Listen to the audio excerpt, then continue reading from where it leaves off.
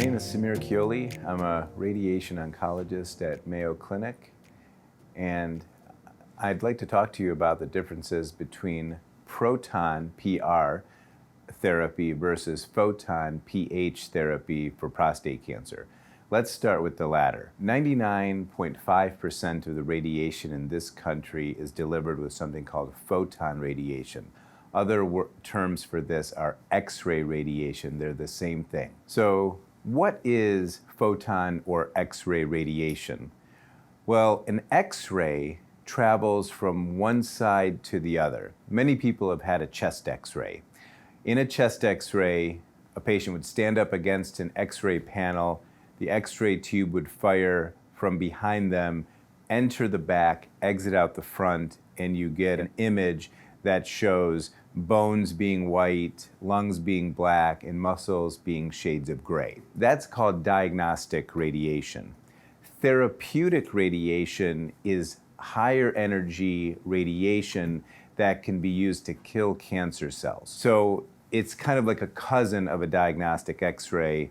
And in that sense, if you understand that principle, then you'll understand why X-rays don't stop. So when we use radiation therapy to kill cancer, or in this specific instance, we use radiation, X-ray radiation, to work on prostate cancer, you have to understand that radiation will enter one side of the body and exit out the other. To mitigate that, we'll use multiple beams, and oftentimes we use what's called an arc. Literally, the radiation generating machine will travel in a 360 circle, like going around a clock around the patient. And so that way, all the radiation will be focused in at the prostate.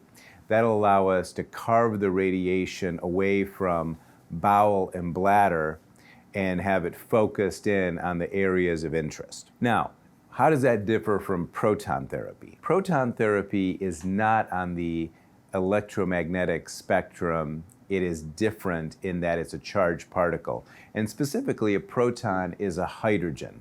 It's the H of H2O, and it has a positive charge. So what we can do is extract the hydrogen. We can accelerate it in an accelerator unit. It's either called a synchrotron or a cyclotron. And this radiation will go a set distance in tissue and it'll stop. So for example, imagine you had a car that got 20 miles to the gallon. If you wanted to go 200 miles, you'd put in 10 gallons of gas. If you wanted to go 60 miles, you'd put in 3 gallons of gas. Likewise, depending on how far the proton needs to travel, meaning to its destination, we'll put that amount of energy into the proton. It'll go and it'll stop. Proton therapy units are very rare in the United States and throughout the world. There are approximately 30 proton centers in the United States at the time of this taping, and about 70 in the world. So in the United States, roughly 0.5%, so less than 1% of all the radiation therapy is given with proton therapy. There's a significant controversy over proton therapy, and if someone is investigating this, they'll quickly come upon it. And is the case here, as usually is the case in life, the truth lies somewhere in the middle. The potential of proton therapy is immense because proton therapy will reduce the dose to the bladder by about 40%, and it will reduce the dose to the rectum by about 60% when compared to X-ray therapy techniques. That part really isn't in question. What is in question is whether or not this dose reduction to normal healthy tissues makes a difference. And that's the focus of many studies going on, both here at Mayo Clinic and throughout the world. But ultimately, rather than get hung up on a proton versus X-ray question, when a patient is seeing me here at Mayo Clinic, I tell them to first focus on how do they want to manage their prostate cancer.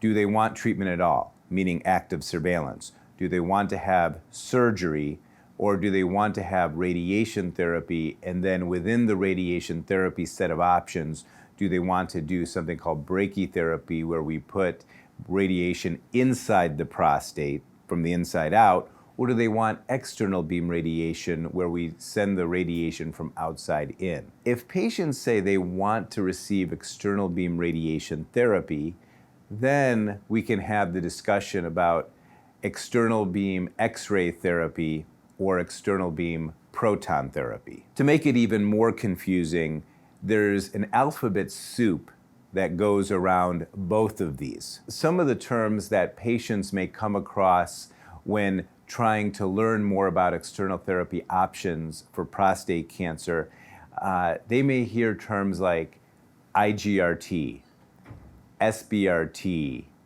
IMRT, CyberKnife. So let's try to separate these out. IGRT stands for image-guided radiotherapy. And for all purposes, this is the standard of care everywhere in this country and throughout the globe. There should be image guidance for everybody who receives external beam radiation for prostate cancer, but that is not unique here to Mayo Clinic. This is really the standard of care throughout the world. SBRT stands for stereotactic body radiotherapy.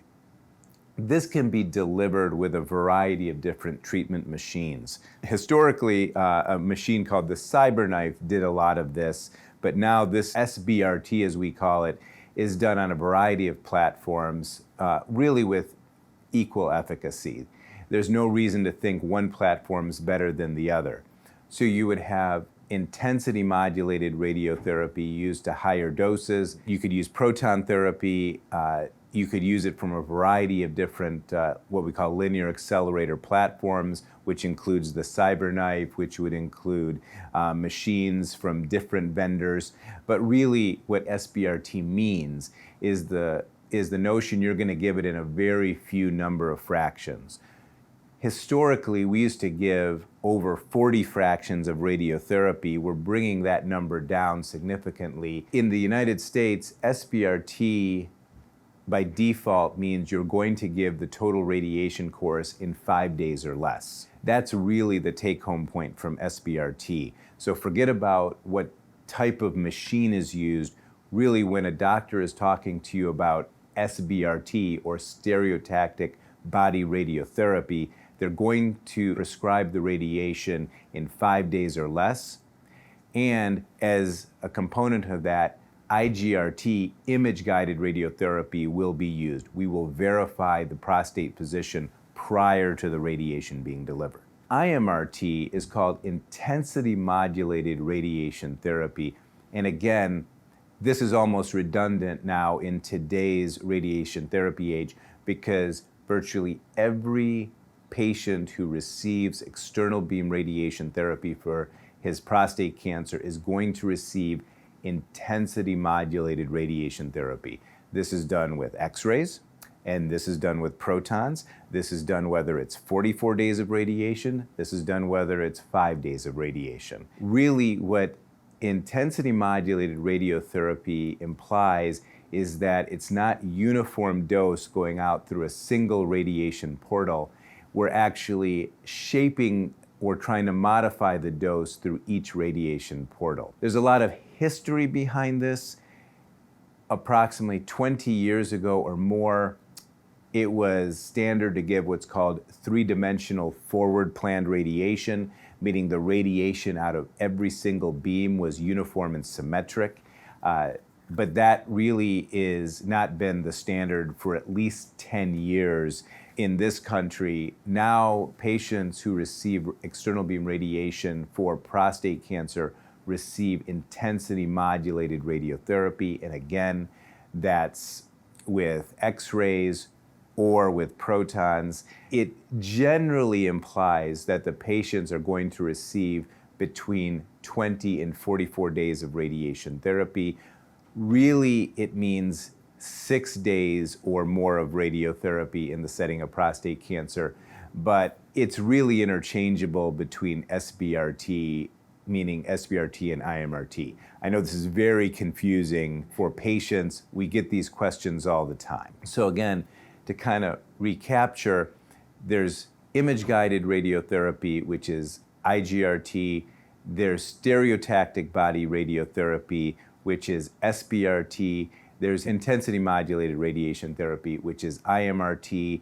And so these types of terms sometimes can be confusing to the patient, but ultimately, hopefully, this segment will help demystify some of those terms. And certainly, these are terms that you can certainly go to our website and get more information on. Proton therapy versus X-ray based therapy for prostate cancer will decrease the dose to the rectum and to the bladder. The rectal dose will be decreased by approximately 60%, and the bladder dose will be decreased by approximately 40%. It remains to be seen if this reduction in dose to the rectum and bladder will lead to clinically meaningful outcomes. And this very question is the focus of active research both in this country and throughout the world. Here at Mayo Clinic, we actually have both modalities. We use both modalities. We feel that both modalities are perfectly within the standard of care, and we encourage the observer of this video to ask very good questions of their radiation oncologist, and certainly to reference our website for more detailed information. The next question is, what preparation should my radiation oncologist do prior to the consultation visit? This is an excellent question. So when I see a patient in my clinic, typically I have reviewed their entire history, and the key parts of a prostate cancer history are as follows. I'd like to see the PSA value. I would like to see at minimum a laboratory report reviewing the pathology. Ideally, we obtain the slides prior to prostate cancer consultation here at Mayo Clinic, but that's not always possible.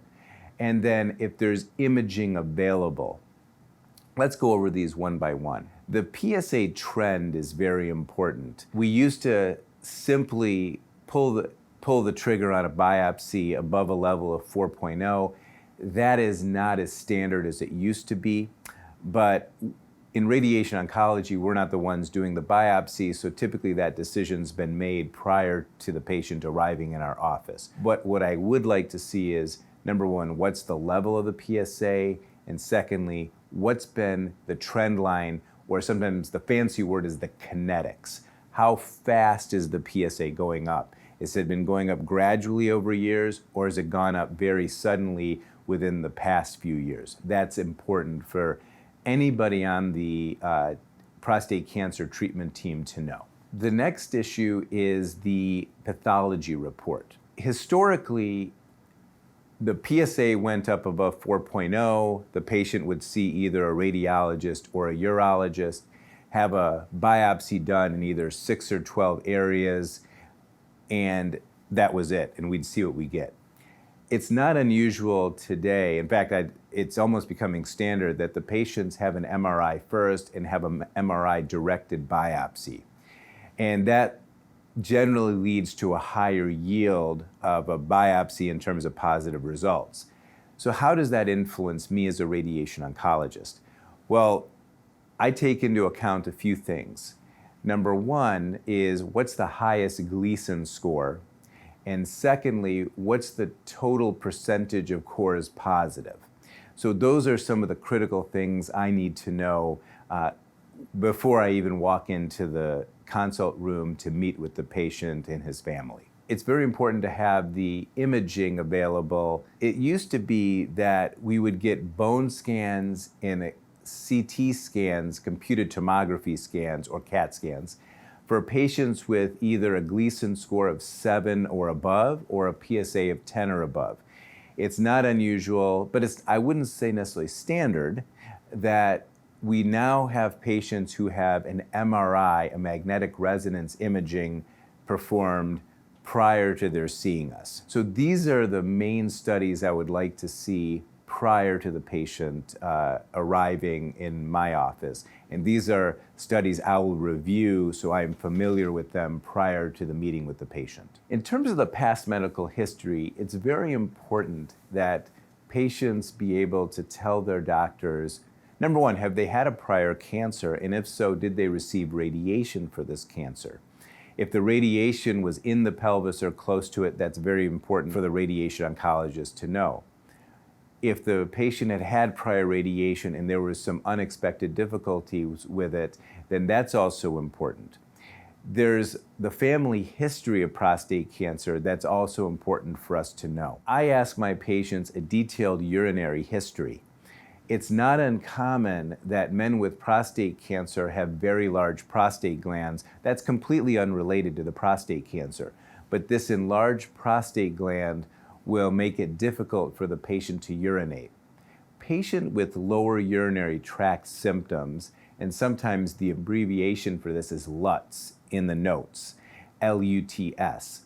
Patients with poor urinary function or lower urinary tract symptoms can have a more adverse or rocky course with radiotherapy. In fact, some of those patients are better served either with a prostatectomy or with an upfront outlet relieving procedure prior to the radiation. What does that mean? So if a patient comes to see me and they have poor urinary function, and we can measure this in a variety of ways. Crudely, there's two different survey tools that will yield a score up to 35, and if that score is certainly in double digits and above 15, I'll make a point to talk to the patient about this. If this is a chronic issue, we may recommend that the patient have a lower urinary tract symptom relieving procedure. The most common procedure worldwide is a TURP, a transurethral resection of the prostate, but there's other very effective treatments performed by urologists which help relieve the prostate obstruction to the urine exiting out. And those include something called a HOLEP, which is used heavily at Mayo Clinic. There's prostate artery embolization. There's something called the green light procedure. This is really beyond the scope of my expertise. This is really in the domain of urologists. But really the take-home point is that it's important for the radiation oncologist to know the urinary function prior to radiation. The second point is that it's much more difficult to do a urinary tract relieving procedure after radiation. What does that mean? If a patient is really determined to receive radiation therapy and they have lower urinary tract symptoms due to poor outflow, it's important that we address that issue prior to the radiation. So in my practice, I would actually have that patient receive the TURP or the HOLEP first, wait 4 to 6 months, then start the radiation therapy. I do not want to be in a situation where we have to send the patient for a TURP or a HOLEP after they've received radiation therapy. The next question is, do I need additional imaging procedures prior to radiation therapy? The answer is yes. So our kind of supply chain, so to speak, or our process of care in radiation therapy is as follows. The first thing that happens is the patient comes to see us in consultation. Prior to the consultation, I will have reviewed the patient's medical records in detail. At the time of consultation, we'll first make a decision whether or not this patient is an appropriate candidate for radiation therapy. Not all patients are. Some patients are better served by active surveillance. Some patients are better served by surgery. But let's say the patient wants radiation therapy and is a good candidate for radiation therapy. The next step would be preparation for what's called a CT simulation. So what is that? Typically speaking, we would like to place some type of fiducial marker inside the prostate. Those are small markers that go inside the prostate. It's a minimally invasive procedure, and this helps us with what's called image guidance on a daily basis, or the IGRT component of the radiation. For many patients, we may also recommend the placement of a hydrogel spacer. Basically, it's like a collagen filler that goes between the prostate and the rectum, creating anywhere between 7 and 12 millimeters of space. And so that allows the high-dose radiation fall-off to end up in this spacer instead of in the anterior wall of the rectum. The spacer is inserted at the same time of the fiducial marker placement and will dissolve on its own after 8 to 12 months. So this is commonly recommended, but not for all patients. There are certain patients who are better candidates for it than others, and that's a question to best ask of your physician team, including radiation oncologist and urologist. So the patient has now had this prep work done of a fiducial markers and possibly a spacer placement. Now the patient's going to come to our department for what's called a CT simulation. The CT simulation is just what it sounds like. It's a CAT scan and it mimics the actual radiation therapy delivery position. Every patient can be just a little bit different, but generally we'll have the patient come in. Oftentimes we've asked them to do a bowel prep or an enema prior to the CT simulation. They'll start that the day before. Now remember, they'll have the fiducial markers in place and maybe a spacer in place. And then the patient will come see us. We will make a comfortable mold for the patient to lie in. There'll generally be something to support the knees and for the patient to place their feet in. And then we will often use what's called a rectal balloon.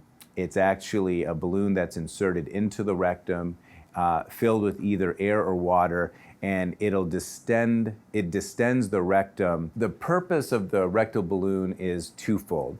The first is to push the back of the rectum, the posterior wall, away from the radiation field.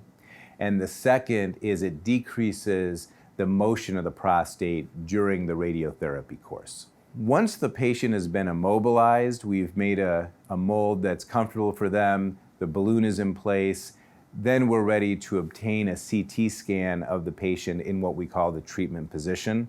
And once that's done, we'll often place 3 or 4 small tattoo marks on the patient's skin, kind of at 9 o'clock, 12 o'clock, 3 o'clock. These are not painful and they're very small, but they help us align on a daily basis prior to the delivery. Once the CT is done, we often, but not always, will obtain an MRI or magnetic resonance imaging in the treatment position. In our center, we'll take the patient to the MRI unit.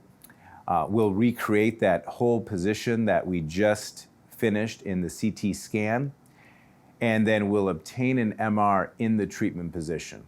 The purpose of this is because the prostate has a different appearance relative to its surrounding tissues on MR than it would on CT, and by putting the two images together, we can really delineate the prostate well from what we call the base at the top to the apex at the bottom. Once we've obtained those images, these images then go over to what's called a treatment planning system. A treatment planning system is essentially a CAD system, computer-assisted design system. In the TPS, or treatment planning system, I will work with a team of professionals, including dosimetrists and physicists. We will draw the prostate, seminal vesicles, and lymph nodes if necessary. We will draw the avoidance structures, such as the rectum and the bladder, and other critical structures, such as femoral heads and bowel. And once we do that, we'll use a series of beams to figure out what's the best beam angles to use to best treat this particular patient.